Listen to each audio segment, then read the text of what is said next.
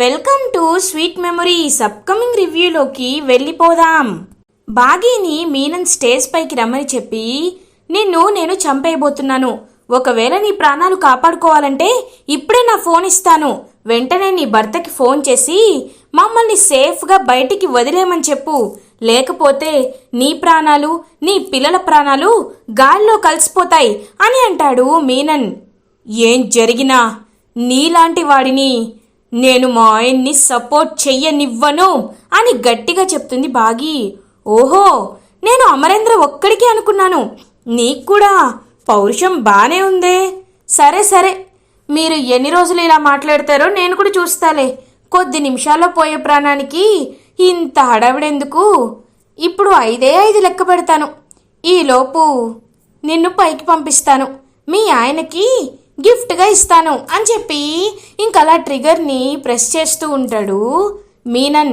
ఇది ఇలా ఉండగా శివపార్వతి వాళ్ళ శివపార్వతి టీం మొత్తం ప్లాన్ చేస్తూ ఉంటుంది.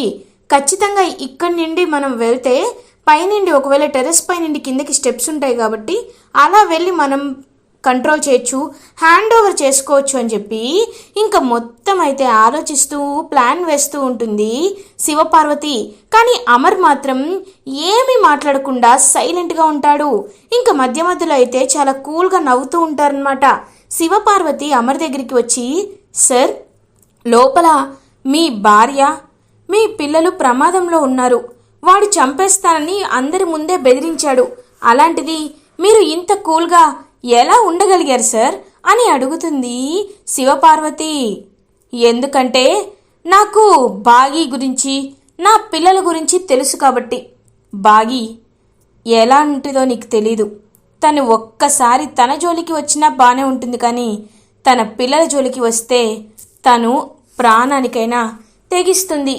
తను ఎలాంటి శివంగో నీకు తెలీదు శివ అని అంటారు అమర్. ఇంకా పిల్లలంటావా, వాళ్ళు ప్రాబ్లం వచ్చింది కదా అని భయపడుతూ కూర్చోరు. వాళ్ళు ఎలా సాల్వ్ చేసుకోవాలో వాళ్ళకి బాగా తెలుసు అని చెప్పి ఇంకా అమర్ చాలా ధైర్యంగా ఉంటాడు. ఈ శివపార్వతి కూడా, సార్, మీరు చాలా గ్రేట్ సార్. పిల్లల్ని ఫిజికల్గా అండ్ మెంటల్గా చాలా బాగా పెంచుతున్నారు sir. Really I'm very proud of you sir అని అంటారు Sivaparvathi. But one thing is for sure, కాసేపటికి టెంపరీగా మాత్రమే పిల్లలు కానీ బాగి కానీ వాళ్ళని ఆపగలదు. So make the plan fast. మనం త్వరగా వెళ్ళి వాళ్ళని మనం ఇమ్మీడియట్గా పట్టుకోవాలి అని చెప్పి అమర్ చెప్తారు. ఇంకా అలా ఇటువైపు మీనన్ బాగీకి 5, 4, 3, 2, 1 అని కౌంట్ డౌన్ స్టార్ట్ చేస్తుంటే అంజు మెల్లగా పాక్కుంటూ స్టేజ్ దగ్గరికి వెళ్తుంది. ఇంకా స్టేజ్ పైకి వెళ్ళి తన దగ్గర ఉన్న ఒక సేఫ్టీ పిన్ని తీసుకొని మీనన్ కాళ్ళకి గుచ్చుతుంది అంజు. అని మీనన్ సడన్ గా జరిగేసరికి జలక్కిచ్చి పక్కకు తిరిగేసరికి వెంటనే బాగి ఆ గన్ని ఫడేలని చెప్పి లాక్కుంటుంది. ఒక్కసారిగా మీనన్ షాక్ అయిపోతాడు. ఇంకా గన్ తీసుకొని లాక్కొని మీనన్కే గురి పెడుతుంది బాగి. ఇంకా అంజుని పట్టుకోవాలని ఆ రౌడీలు అనుకుంటే కరెక్ట్గా ఇంకా చాలా మంది పక్కనే ఉన్న ఫైర్ ఎక్స్టింగ్యూషర్స్ కానీ కుర్చీలు కానీ తీసుకొని వాళ్ళ తలపై కొట్టడానికి చేయెత్తుతారు. ఆడవాళ్ళు వాళ్ళందరూ కూడా ఇంకా వాళ్ళ చేతికి దొరికిన కుర్చీలతో వాళ్ళ తల పగల కొట్టాలని ప్రయత్నిస్తారు. వెంటనే బాగి, వద్దు, చట్టాన్ని మనం ఎవరి చేతికి తీసుకోకూడదు. బయట మా ఆయన ఉన్నారు, ఆయనకి వీళ్ళని అప్పచెప్తే అప్పుడు తెలుస్తుంది వీడికి. ఏంట్రా, వీళ్ళని చంపేస్తావా? పిల్లల ప్రాణాలు తీయాలనుకొని నీ స్వార్థం కోసం ఇలా చేయాలనుకుంటావా? నీకు మా ఆయనే కరెక్ట్ అని చెప్పి ఇంకా గన్ని కరెక్ట్గా పాయింట్ బ్లాంక్లో పెట్టి బయటికి పద, రేయ్, ఎవరైనా నన్ను ఆపాలని ప్రయత్నించారో ఏమవుతుందో తెలుసా? మీ సార్ తలకై పుచ్చకాయ పేలినట్టు పేలిపోద్ది, జరగండి అని చెప్పి ఇంకా అలా తన్నైతే బయటికి తీసుకువెళ్తూ ఉంటుందన్నమాట బాగి. ఇంకా అరుంధతి చాలా హ్యాపీగా ఫీల్ అవుతుంది.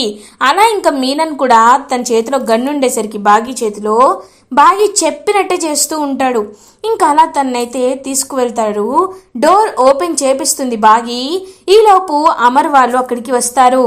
ఇంకా వెంటనే మీనన్ అమర్ని తోసేసి కరెక్ట్గా పారిపోతాడు. సోల్జర్స్ వాణ్ణి పట్టుకోండి అని అంటాడు అమర్. ఇంకా శివపార్వతి వాళ్ళు పరిగెత్తుకుంటూ వెళ్ళి పారిపోతున్న మీనన్ని పట్టుకోవడానికి ట్రై చేస్తారు. ఇంకా అలా మీనన్ని పట్టుకొని అరెస్ట్ చేస్తుంది శివపార్వతి. అమర్ మీనన్ దగ్గరికి వచ్చి, ఏరా నీలాంటి వెధవలు భయపెడితే నా భార్య నా కుటుంబం భయపడిపోతుంది అనుకుంటున్నావా? నా భార్య ఎలాంటిదో తెలుసా?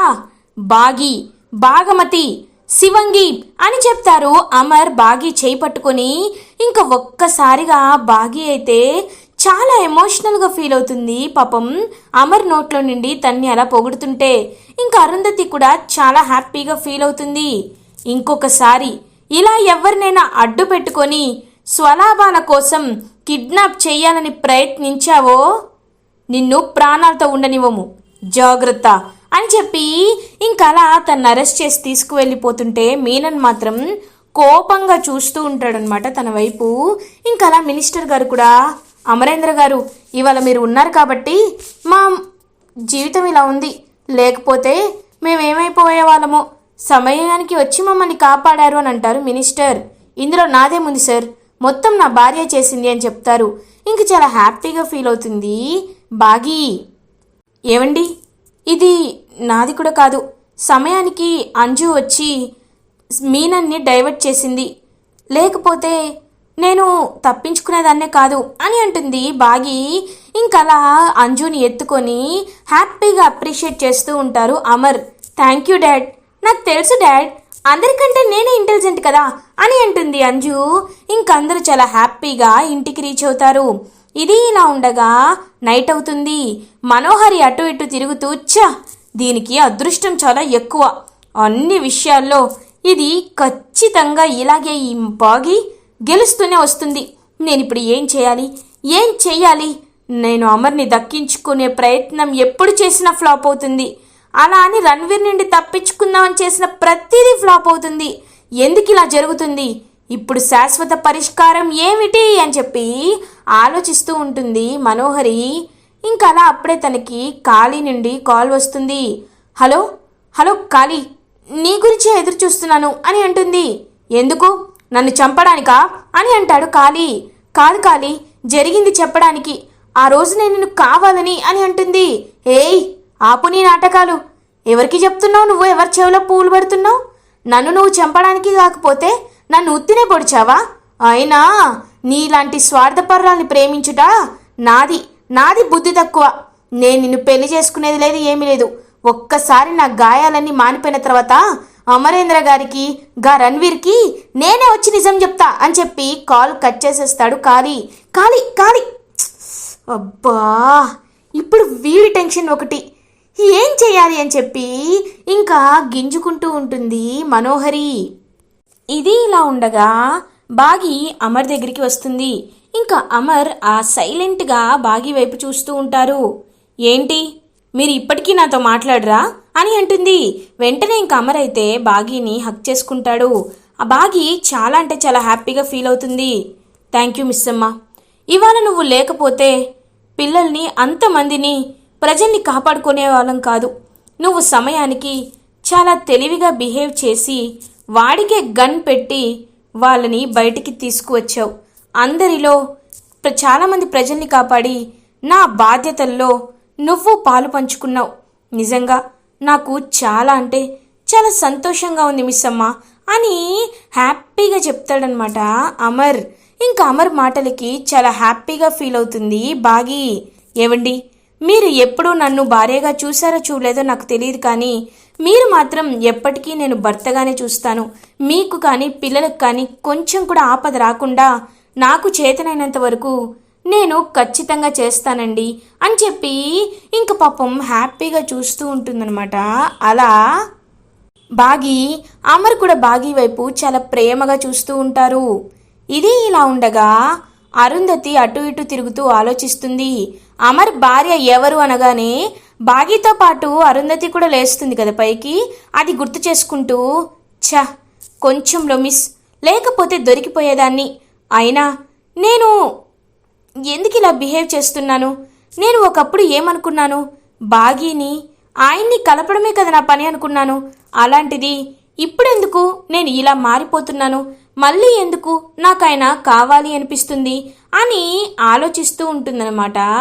ఇంకా అరుంధతి అప్పుడే చిత్రగుప్త, ఏమి బాలిక, మళ్ళీ మానవ శరీరంలోకి ప్రవేశించిన తర్వాత కొత్త రెక్కలు వచ్చాయా అని అడుగుతారు.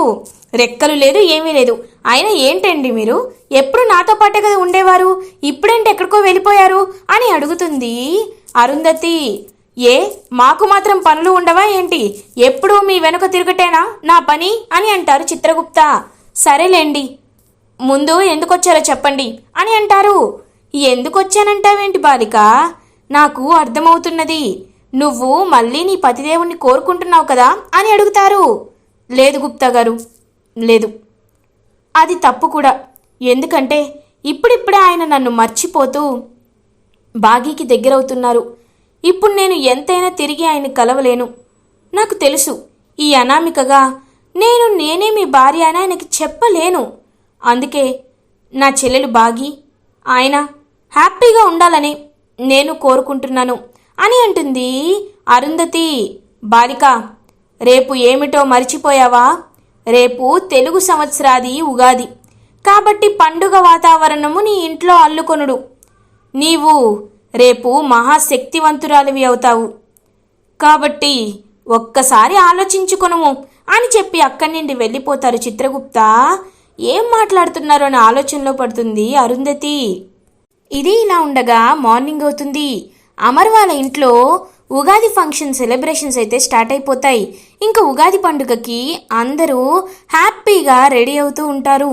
అప్పుడే కరెక్ట్గా ఇంకా బాగి, అనామిక గారు, మీరు ఎందుకని ఇంతలా మారిపోయారు అని అడుగుతుంది బాగి. అదేంటి మిస్ అమ్మ, అలా అడుగుతున్నావేంటి అని అంటుంది. అది కాదండి, ఎందుకో మీలో మార్పు కనిపిస్తుంది అని నాకు అనిపిస్తుంది అని అంటారు.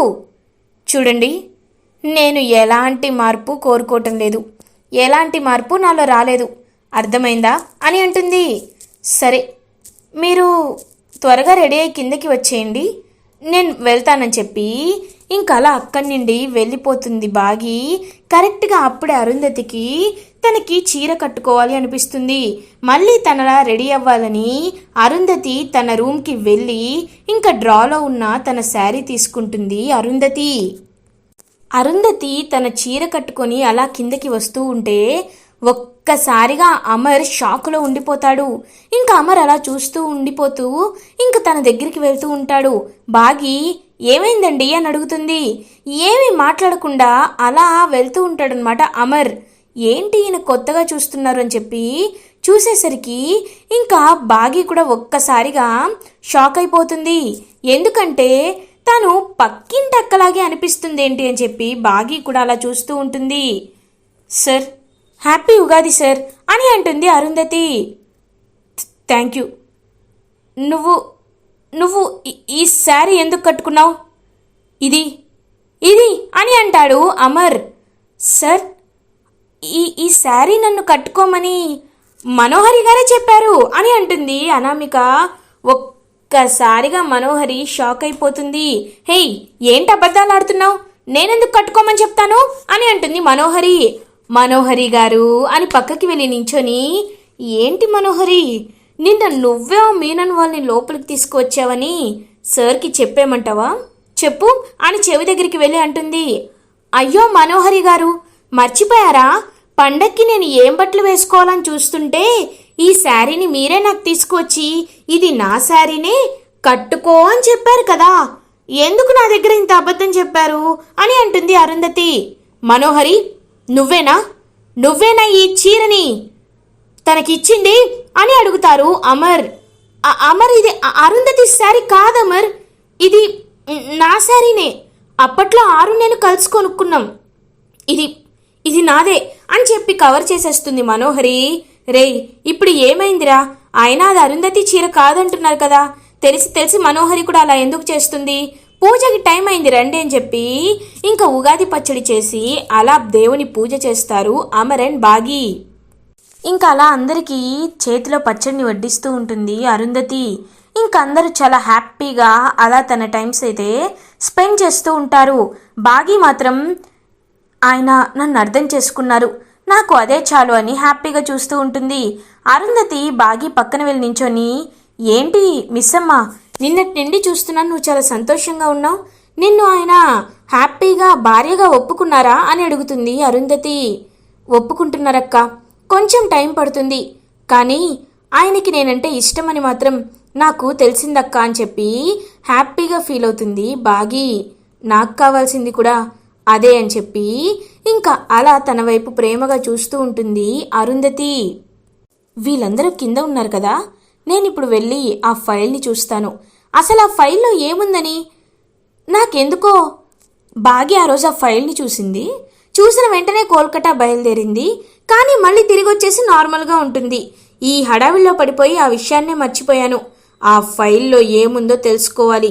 ఆ ఫైల్కి కోల్కతాకి సంబంధం ఉంది అంటే నాకు కోల్కతాకు కూడా ఏదో సంబంధం ఉంది అని చెప్పి ఇంకా ఆలోచిస్తూ ఎవ్వరు చూడకుండా అలా అక్కడికి వెళ్తుందనమాట అమర్ వాళ్ళ రూమ్కి మనోహరి.